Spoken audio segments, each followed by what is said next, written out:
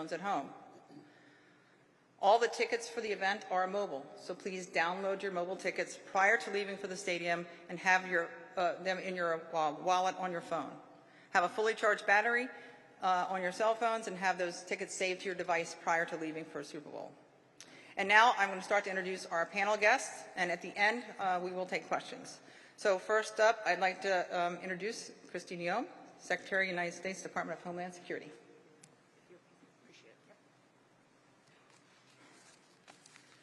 Good afternoon. Thank you all so much for being here. We have a big event coming on Sunday, and we are committed to having a safe environment for every individual that attends and a great opportunity to recognize these fantastic teams and all the hard work and effort that they have put into their season and help their fans to be able to enjoy the game and not focus on any kind of security issues. I also want to recognize the strength and unity and resiliency of this city. I'm so grateful for the time that the mayor spent with me today and the fact that she's committed to being here for this briefing and also every event throughout the week to make sure that the city of New Orleans is ready to host this event and follow through on the commitment that they've always had to be a city of hospitality and welcoming individuals to come and to be here, celebrate with everyone, and then to go home safely to their families. Recently, we did suffer a terror attack in this city, and it changed not just the families that were tragically and horrifically lost their loved ones, but also the city, the state, and the whole entirety of our country.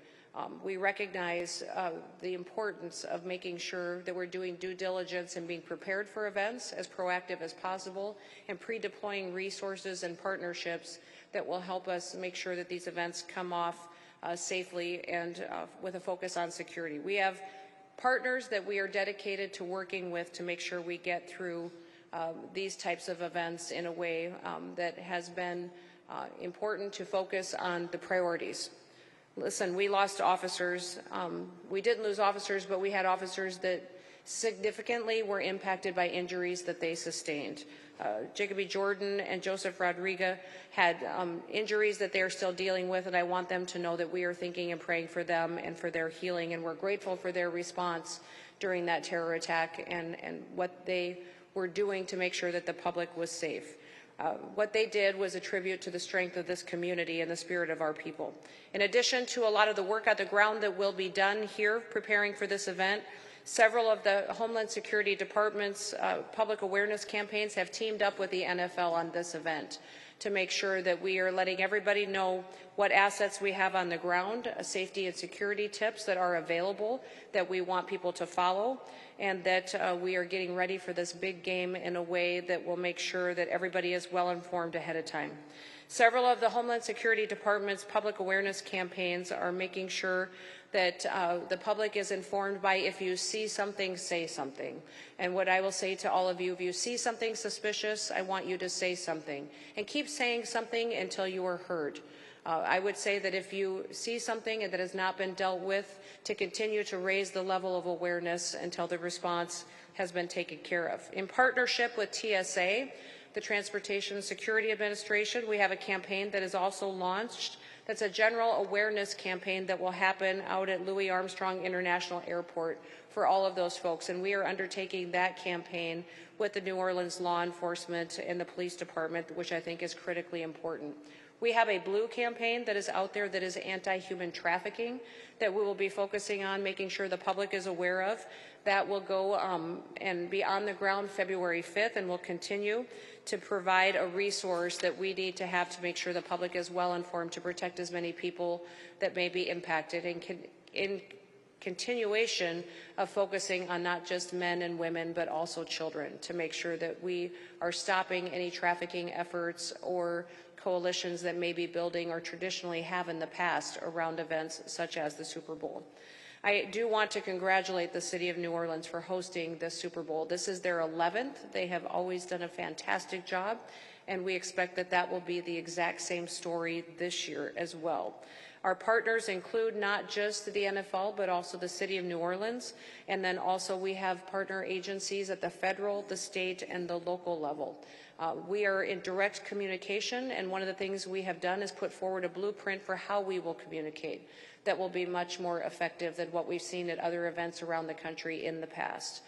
We know that working with those partners and making sure everybody has the right information at the right time is how we respond much more efficiently and react to the public need that we have at that period of time.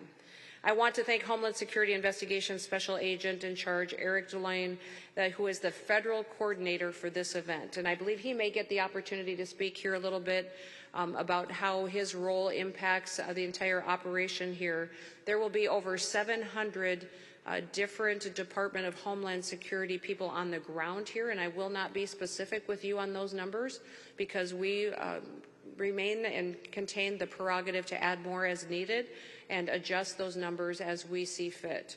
We will be utilizing different agencies and departments under the umbrella of Homeland Security, but the President Trump has also made a commitment for us to be able to deploy other assets from other departments and agencies, and I appreciate the flexibility that he has given us to make sure that we're addressing this event in a way that is responsive to what we see coming forward. We're grateful for that interagency support, and I believe that it is unprecedented in an administration to work this well together and to be all hands on deck with our local and state community partners.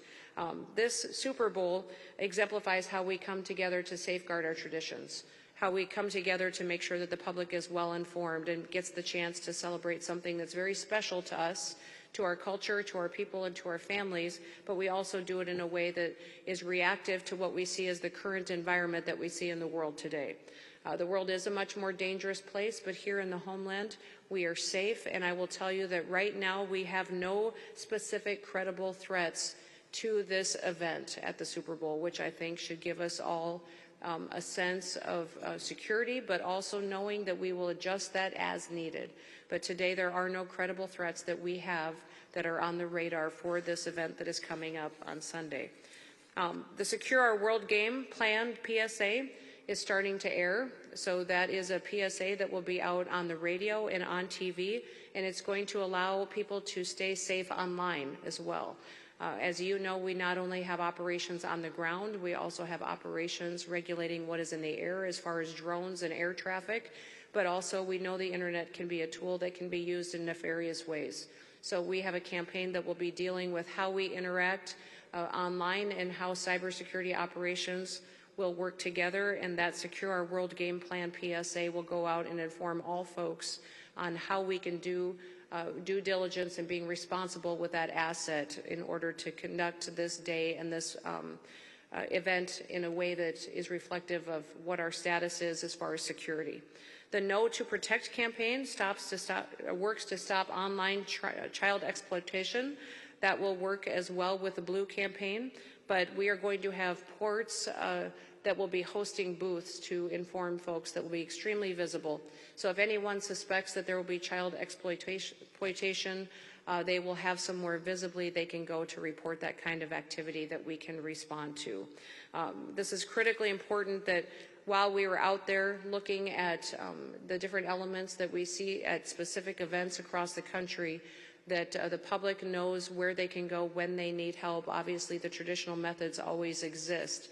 But if you see something, say something, means grab a local law enforcement officer, a security personnel, someone that you see that is there to protect the public, and our communications plan will ensure that everyone is well informed to deal with it and to make sure that we can go forward and celebrate this great game, and that we will have the opportunity to celebrate together in a way that reflects the unity of the United States of America. So thank you so much for your leadership, Mayor, in hosting us. I want to thank Governor Landry for his proactiveness on this event. I will tell you that when the New Orleans Day terrorist attack happened, I wasn't even in this position yet, and he was on the phone with me at 5 or 6 in the morning, calling me and communicating with me and coordinating so that I could work with my counterparts in this administration and the previous one to do all that we could to make sure that we got through that situation. But all of it has been an experience that we use that experience to prepare even more for the future, and being nimble and efficient is critically important. So